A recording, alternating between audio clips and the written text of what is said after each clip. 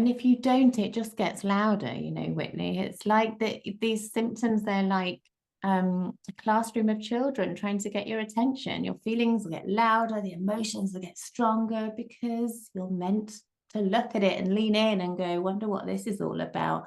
What's the programming? What's the blueprint? What's the story I'm telling myself? And it's, of course, unconscious information. So I work with these symptoms in hypnosis. This is Unconditioning, Discovering the Voice Within, with Whitney and Jenkins.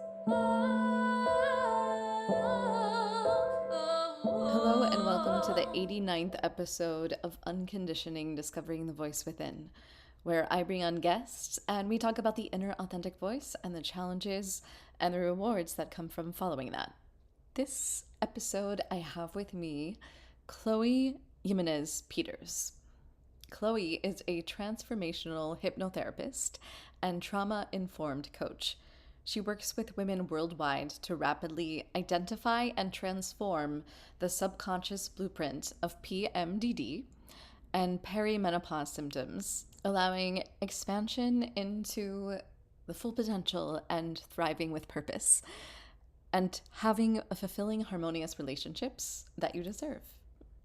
As a narcissistic abuse specialist, Chloe also supports women in transforming the effects of toxic relationships, navigates the disentanglement, and sets them up for success. With a medical background and a deep understanding of the subconscious mind, Chloe helps clients uncover and heal root cause traumas, freeing them from the painful manifestations and setting them up with a subconscious success blueprint for creating the abundant life of inner peace and purpose that is your birthright. Passionate about guiding women towards self-worth and fulfillment, Chloe works to rewire the mind and reshape the nervous system, paving the way for each client to experience the thriving, harmonious life their soul is calling them to expand into. I've been saying that I've been fortunate that the universe has been giving and delivering me guests into my life when I most need to hear their wisdom. And so I can only hope that there's some kind of synchronicity in that you will also stumble across this episode when you need to hear it most. Chloe was so vulnerable in sharing her story and how she transformed a moment that could have taken her down and decided to claim her power within it. So here is the wisdom of Chloe, and I'm very honored that she took the time to share her wisdom and her story with me. And now you get to listen in too. You're in Spain, is that right? I am. I'm on the Mediterranean island of Mallorca in Spain. Sounds lovely. So Chloe, my podcast is about following the inner authentic voice. And as someone who guides women in connecting with a part of themselves that probably is considered their authenticity, there must have been a lot of things that you had to experience along the way in order to be able to guide others. So one of the first things that I like to ask is, when is the first time that you recognized that you had this inner voice of your own that you were able to follow? That is, okay, let's go with this. This is it's a big story. So I was pregnant with my third baby, and my partner at the time, the father of my children, left for somebody at work. He just met this 23-year-old at work, and he disappeared. And I was heartbroken, obviously, and I wasn't sleeping. And there I was, pregnant, and obsessing over what they were doing. When you're going through social media and trying to get information, and you're in denial because, I came from a broken family, and I had decided that wouldn't happen for my children. It would be different this time. But the universe had other plans. And it was such a shocker for me because this guy was my best friend. I'd known him since I was 7 years old. Mm-hmm. So it was questioning everything you'd ever kind of known. And then, when you're with somebody, you see your whole life mapped out in front of you, don't you? and then that rug is pulled from under your feet. So it was just this one day that I had this epiphany, and I'm sitting on my beautiful green velvet sofas watching my two baby boys under 2 years old, and I've got my baby number 3 in my tummy, and I'm having all these thoughts like, what's going to become of my life? What will my life be like now? Like, who's going to want me with 3 babies was the wake up call that I had. And as that thought went through my head, I was like, don't you dare do this to these kids. I could see this crossroads. I could see like, oh, you carry on thinking like that, like who's going to want me with this baggage, or, you could just decide that you're a great package, that, the universe has amazing things in store for you. You don't know what, but you could just decide that and see what happens. And I could just see this fork in the road. And it was like, I often say it was like a choice, but really there was no choice, because I think, the guidance, the authentic me was going, there's only one choice here, really, because it kind of triggered my own inner child in that I felt like I was a burden to my mum's happiness, because she was a young mum and she was a single mum, and she's like, oh, who's going to want me with 2 kids? That's the story I told myself as a child. And so it really triggered me when I had that same thought about my kids. I was like, no, you're breaking that cycle. You're not doing this to them. And it was like this authentic voice of, you're meant for more, and your kids must never feel like they weren't enough for him to stick around.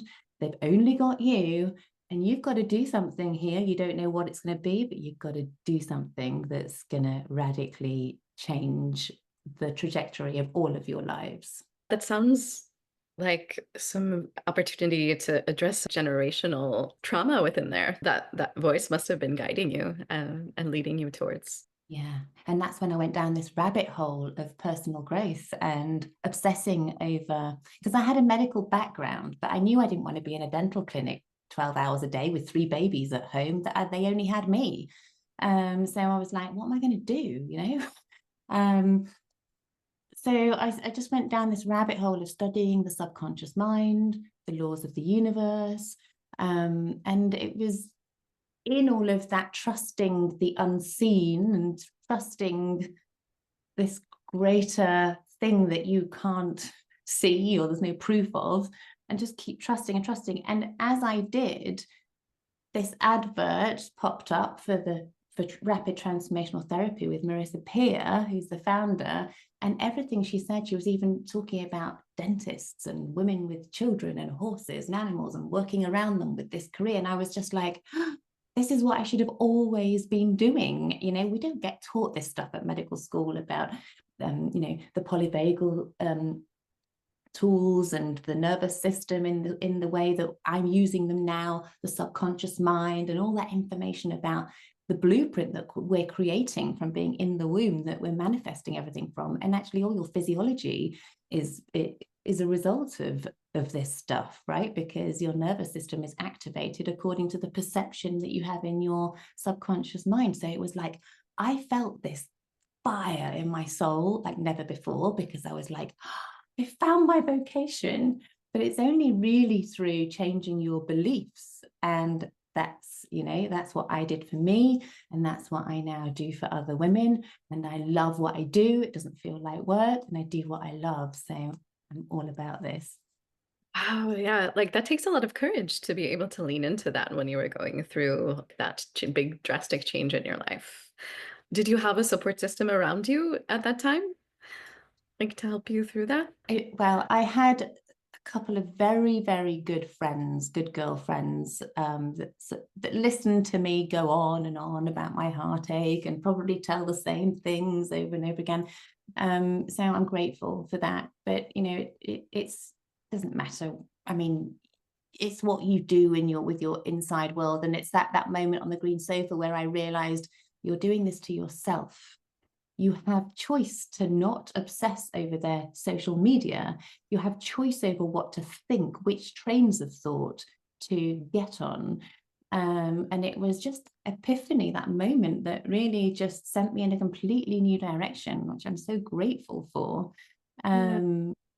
And this is part of the work that I now teach, the metacognitive psychology, getting in control of your thoughts and realizing that you are not your thoughts and that you have absolute control over what train of thought you have.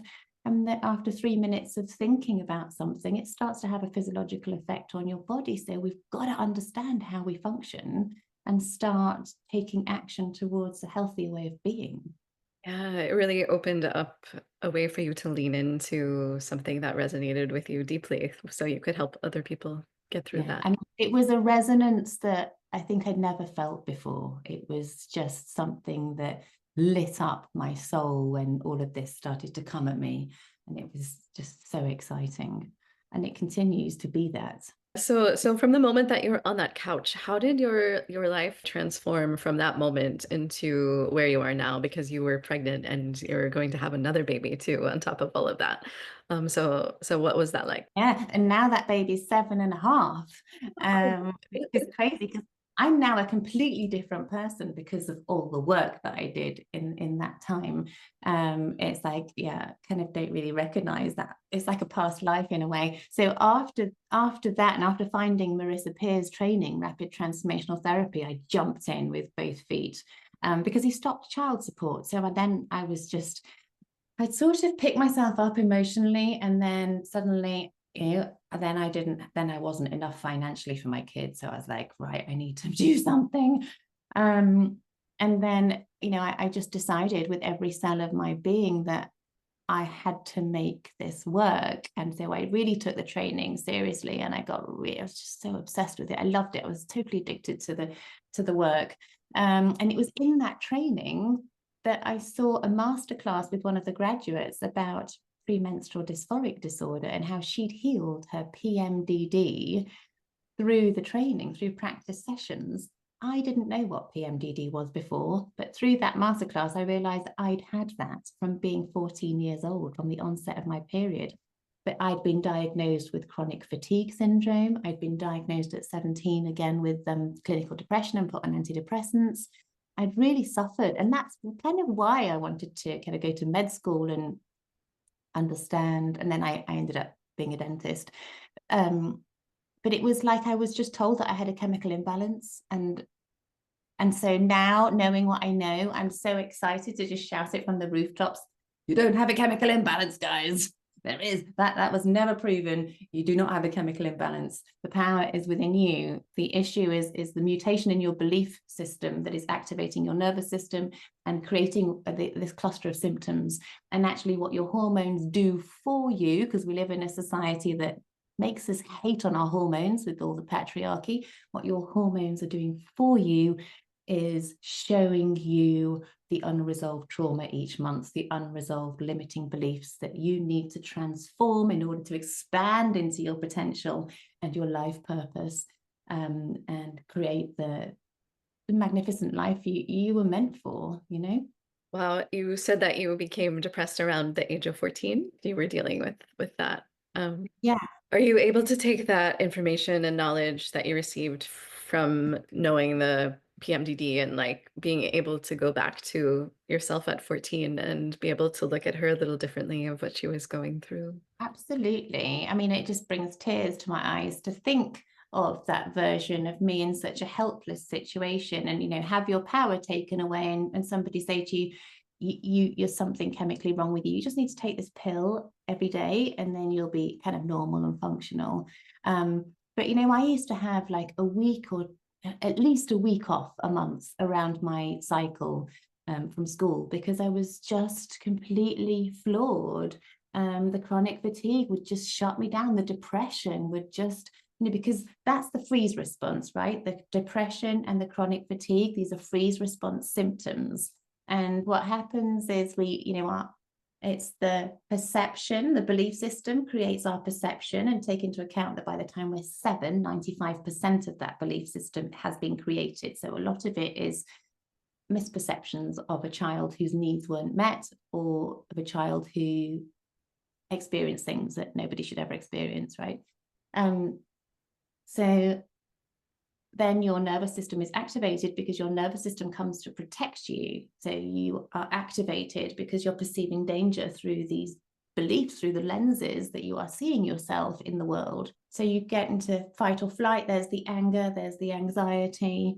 And then when you've reached your threshold of fight or flight, your body will protect you further and put you into freeze response. And here is where we find chronic fatigue, depression, dissociation. And, you know, we've kind of normalized now in society to kind of oscillate between the two, and it's kind of normal.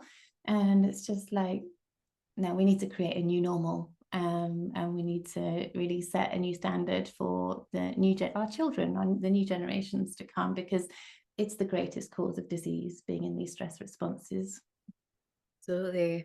Could you explain a little about what PMDD is for the listeners who might not be familiar with that too? Yeah, sure. So PMDD is like PMS on steroids. It's a cluster of symptoms that may vary slightly between person, and the amount of days you suffer during your cycle tends to vary for each person. But normally, you know, in the luteal phase, when you have that shift in hormones, halfway through your cycle, then you feel like you've been possessed, you feel crazy, you feel rageful, anxious, depressed, you want to isolate and shut down, you just feel like not you, and all your protector parts just come out in a really strong way that makes you, well, feel like you are losing the plot. So, you know, suicide ideation each month, really horrendous. And it is the cause of people, you know, women can't hold down jobs because of this. Their relationships are breaking down because of this. And it's really hard to get diagnosed, but you really don't. I mean, when you do get diagnosed, the thing they're going to offer you is birth control and SSRIs. And that's just like putting earplugs in. So you can't, you know, it's attenuating the symptoms, but, you know, your hormone, that hormonal shift is really like this truth serum. It's showing you the stuff that you need to really get to the subconscious root of and transform. It kind of, especially for me even, I feel like it enhances what is already there that needs to be looked upon. Yeah, that's it. Absolutely. Yeah. Yeah. And if you don't, it just gets louder, you know, Whitney. It's like these symptoms, they're like a classroom of children trying to get your attention. Your feelings will get louder, the emotions will get stronger, because you're meant to look at it and lean in and go, wonder what this is all about. What's the programming? What's the blueprint? What's the story I'm telling myself? And it's, of course, unconscious information. So I work with these symptoms in hypnosis so that you can get conscious root cause. And how would you say that intuition plays into that? Well, the thing is, part of this work is reconnecting you to your intuition, because it's so easy for a child to decide it's not safe to trust themselves again. So we shut off from intuition, shut off from guidance. And so a big part of that work is not just the I am enough stuff and you know, really seeing yourself through different lenses. It's reconnecting you to source and reconnecting you to really be able to follow guidance in a beautiful way. Yeah. What does the process look like of how you work with clients? So I work with PMDD clients, or you know, work with depression, anxiety as well, or even perimenopause symptoms. But I do this over an 8-week period, and the reason I do that is because the RTT sessions, which is the hypnotherapy, the rapid transformational therapy, one of those sessions is like a 3 to 4 week treatment, actually, because we go to the subconscious root cause of the first symptom. I like to get people out of freeze response first if they're there. So we go to the root cause of the depression first. And then after that 2-hour session, after doing all the inner child work and the parts work in hypnosis, we will, you know, it's like we pull out the weed, we pull out the infection, we pull out all the malignance, and then only then can you put in the new opposite empowering beliefs. And so we do that. And then after that, they go away with this 15-minute recording of this transformational hypnosis that they must listen to every day with the new empowering beliefs pertinent to that session.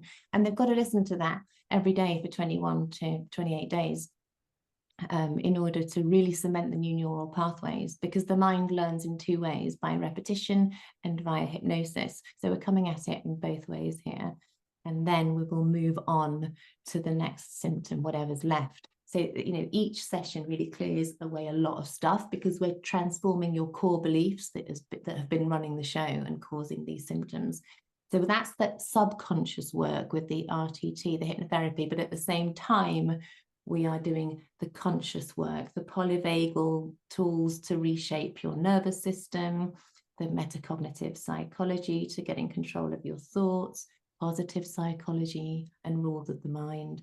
So there's there's all the best tools in the world, all parceled together beautifully, so that you come out with this like radical awakening to your worth and power. Is this a process that you went through yourself, as far as the rapid transformation hypnosis? Yeah, so obviously in my training, I had a lot of sessions on myself. And it's the tools that because then once you get into this work, this purpose work, you become so obsessed, don't you, about, you just can't, you're addicted to the learnings. You just like, after 11 years of university, I'm suddenly like, I love studying because I'm actually studying what I was meant to be studying. So, and then it's just tools that you're like, wow, that's really powerful. I really like that. I need to impart that. And so it's just been parceling together all the golden nuggets I've picked up along my journey. And how has leaning into this helped you transform your life? Wow, it's so difficult to kind of articulate, because I feel like a totally different person, like I said before, because I look back, and if I'm really honest with myself, I really think that I didn't believe that I could be financially stable, for instance. Like, I didn't think that I was enough in all those ways. And that's the programming that we pick up in childhood, right? It's just what we've normalized. So breaking all of this patriarchal conditioning is really significant, especially as I got a daughter in my third pregnancy. And it's like, we're breaking it for her. We've got to do this, show her what's possible. And oh my goodness, I am in absolute awe of her. She's incredible. But that, I always say that this work is the greatest gift you can give your kids. It really is. And just to see that you've broken the cycle and that they're just like so confident and so authentic. And just because I was a shy little kid, I was terrified by all the messy divorce stuff going on and really insecure. But of course, I've liberated myself, and I will continue to do the work whenever anything is shown to me that needs alchemizing. And yeah, just to keep on shouting this stuff from the rooftops and sharing my message and just waking women up to their greater purpose and their power, because we've been kept small for a long time. And yeah, I love unlocking and unleashing the potential. As you move towards, you'll never know your full potential, because as you move towards it, the potential is expanding, and that's really exciting. Yeah, and you're taking a wound that you had, and as a Buddhist way to say it, you're turning a poison into medicine in a way, and being able to share that with other women to help them along the way. And that's really a beautiful thing. Absolutely. That's why my program is called Wounds into Wings, because it's really difficult to articulate it to women who they can't understand how they could be free of this, because the traditional medicine thing is, well, if the birth control doesn't work and the antidepressants don't work, then we can give you a full hysterectomy and just take away the hormones, and then they'll find that they still have the symptoms.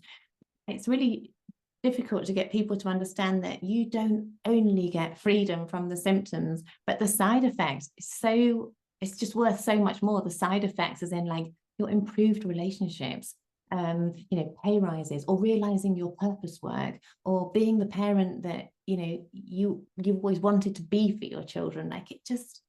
The side effects of it are so much more than being free of your symptoms, actually. But it, you know, that's why it's wounds into wings, because anything is possible. It seems like your symptoms are actually screaming at you to pay more attention to what you're experiencing. That's exactly how I see it now, Whitney. And it's a bit awkward trying to get people to see that, because it's like they're living hell. They're experiencing hell with these symptoms, and to just, you know, and now to be on the other side of it and be able to go, but they're just screaming out for you to transform them into expanded potential and inner peace and purpose. They really are. Or at least pay attention to them and not try to like push them down to operate in society in the way that we're expected to. Because what we do is we reject ourselves for feeling that way. We do exactly the opposite of what we need to do. We judge ourselves, we hate on ourselves, we lock ourselves away and isolate. And that's exactly the opposite of the medicine that you need, because that's not you. That's a protector part. That's your nervous system. It's not your authentic true self. Your soul is trying to go, hello, there's a mutation here that is stopping you being your authentic you. You've got all these masks on. Do something with it. Yeah, and our cycle is like the most natural part of ourselves. Isn't it? Just understanding that we are cyclical beings, and that, you know, we have this cyclical innate wisdom available to us, but we have thousands or hundreds and thousands of years of programming that makes us hate on ourselves and not see this innate wisdom that we came here with. And it's like, wake up, let's start to reframe this. Like, this is gold. We get to see the crap that we picked up that's keeping us small, and we can do something about it in order to show up differently and be more authentic and be more connected to guidance, to intuition. So being able to tap into our inner wisdom, I think that is something that I'm still learning how to do every day, but is incredibly important as we go forward, especially right now in the world, to be able to recognize our intuition amongst all of the noise. Yeah, absolutely. And it's you know, we're constantly growing, aren't we? We're here to evolve. So it's just a commitment to continued growth and evolution, and strengthening that connection to your intuition more and more all the time, and learning about yourself. Is there anything on like the top of your heart or your mind that you feel like you would really love to share about this? Do you know, the women I really love to work with are women that are in relationships that they just feel either unfulfilled, or they're questioning whether it's healthy relationship, but there's maybe some level of codependency there, because I'm also a narcissistic abuse specialist.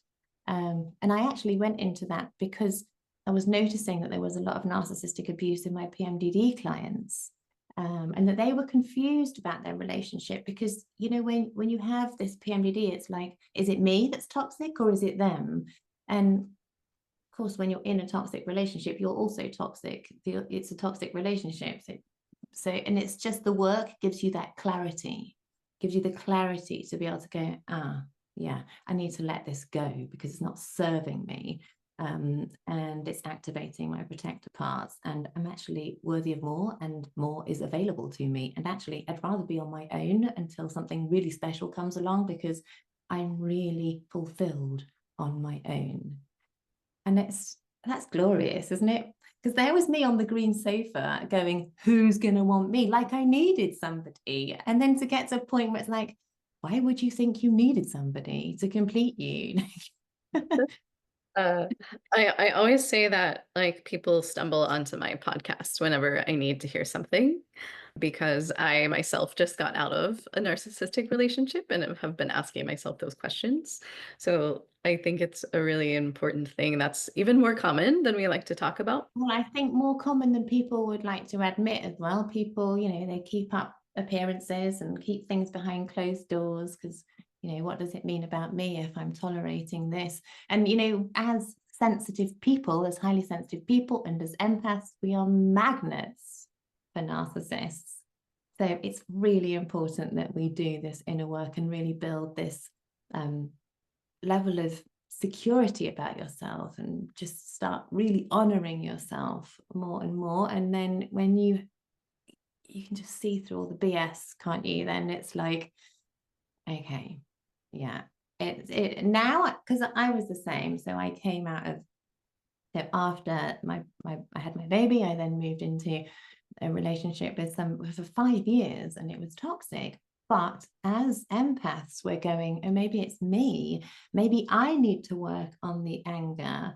They're gaslighting you. So you work on the anger, which is wonderful. You work on the anger, but yeah, that it's still there. Oh, I'm going to work on this now. And you work on yourself and you work on yourself and you learn this and you learn that. And it's like, oh, look, now I can make a living out of this because I'm completely transformed from working on all these things that I've been told that is wrong with me. And actually then, you get to a stage where you're like, gosh, you realize that you feel the energy, like how they affect the energy in your home and how it compromises the vibe in your family and in your home. And you get to a point where you're like, I have to let this go, because it's actually starting to feel like it would be a relief if he wasn't in the home. Oh yeah, absolutely. Yeah, you can breathe again. You can breathe again, yes. And there's no shame in trying to work things out, because my point was, well, if I manage to transform in such a huge way, then everybody must be able to. But I think not one narcissist has been transformed, not anyone with narcissistic personality disorder. And it's a choice. You can lead a horse to water, but you can't make them drink. And I think that's a frustration for many women. So I say, like, just work on you, because then when it comes to like really deciding, do I let this person go or do I decide to stick with them, then at least you're going to have the blueprint to create financial stability for yourself, financial freedom, and you're going to be in a place of wow. So it would, like where I am now, it would have to be somebody really incredible that really enhanced my life, because I'm so good where I am now, like just so complete and fulfilled. So yeah, like being able to like totally embrace your authentic self on your own without needing anything else to fill in, to allow yourself to be whole, is a practice all in itself, and it can be a really beautiful experience to get to know yourself. Yeah, totally. But we have been programmed as women with all the fairy tales and what we experienced in childhood, of how the man brought home the bread, and I think up until 50 years ago, we needed a man's signature to have a bank account. Like, we have evolved hugely in the last few decades, and the sky isn't even the limit. Now we're really getting into this money consciousness and really breaking those molds that we've been kept in, and that's what I'm really excited about. I can't be on this earth and not work with depression, because I'm not having this story of you've got a chemical imbalance and that's just that's just it. Like, I can't be on this planet and have people believe that, like I'm like, it's trying to wake you up, you're meant for more, it's okay, we're just gonna rectify the childhood mutations in your belief system and everything's gonna be so much better. So I that is something that I'm really passionate about. But then, as you can tell, the patriarchal conditioning and really empowering women to become sovereign and financially secure and come back to wholeness and break away from that whole, oh, when you're married, then you'll feel happy. When you have your children, then you'll be happy. When you got your degree and your house and everything, then you'll be happy. No, this is an inside job, and you came into this world complete. You were just splintered by all the beliefs that you created that are just lies. They're wrong. How could you ever be undeserving of being cared for, or how could you be bad? That's when you've done so many sessions on the same symptoms over and over again, you start to see a pattern. So with depression, it's the ultimate rejection of self. It's I'm wrong, I'm bad. There's something seriously wrong with me. And that's the belief of a child. And you know what children do? Because children think and feel very differently to adults because they don't have this conscious mind formed yet. And they're in hypnosis. Children are in alpha brains and theta brain state, sorry. And they tag every belief with, and it will always be this way. They don't understand the future or, you know, like they're so present and they're all feeling. And so every belief that they're making is tagged with, and it will always be this way. I'm bad, I'm unlovable, and it will always be this way. And that's the programming that we're running on. No wonder your nervous system has to shut you down to protect you. Your daughter is really lucky to have you leading her. Oh, bless you. I feel so blessed to have her.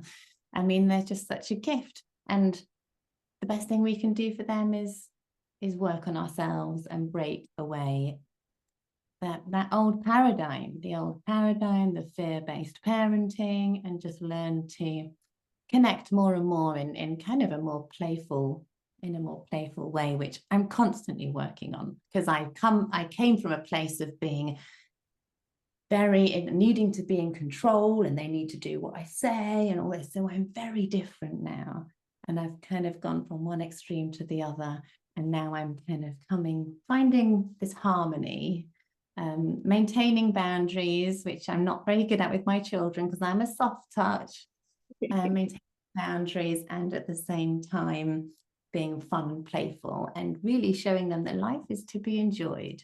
I really think looking at depression with that clinical lens really takes the beauty element out of life. I mean, that's the serotonin model. It was never proven, and there they were just telling everybody you've got a chemical imbalance, but hello, the subconscious is running the processes in your body. When you're in a stress response like fight or flight, your body is preparing you to run for your life. This is the biology of courage. So all the blood and the nutrients is diverted away from, say, your sex organs, from all those other organs, and it's pushed towards what you need in order to run: your muscles, your skin, your lungs, your heart, right?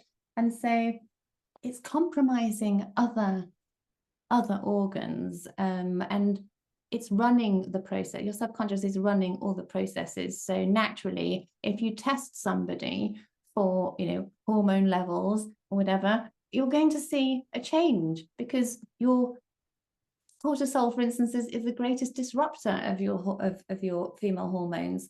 So you're clearly going, but you've got to understand that what is making the genes turn on and off? What is making these proteins that end up being hormones transcribed?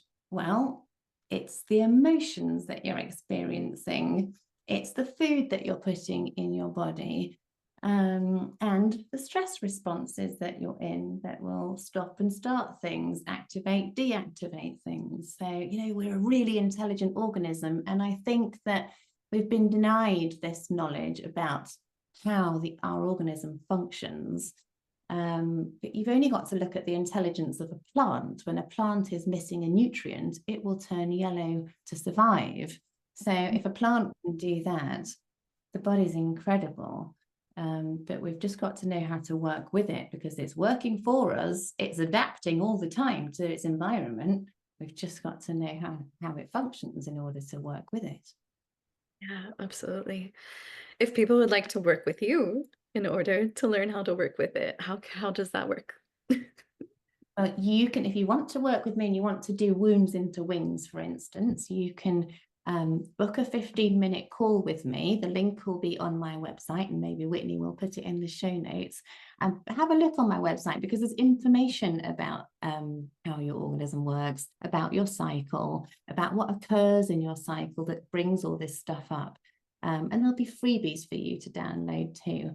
And follow me on Instagram, Chloe Jimenez Peters, on Instagram. And yeah, my website is also chloejimenezpeters.com, or you can go to woundsintowings.com and it will take you to the same place. Excellent. I will put all of those into the show notes so people can click on them really easily. Thank you. So I have one last question that I usually ask to wrap it up. And Sometimes it's like one word, and sometimes it can go on to a whole other tangent, and either way is fine. But the question is, if your inner voice had a billboard, what would it say to the world? Your inner voice had a billboard, what would it say to the world? It would say, you are meant for more. Yeah. Think that, more expansion, more. You only live once. Let's make this life exponential and just keep growing and expanding and learning about yourself and remembering who you are. It's like a remembrance and just, going back to wholeness. Beautiful. Excellent.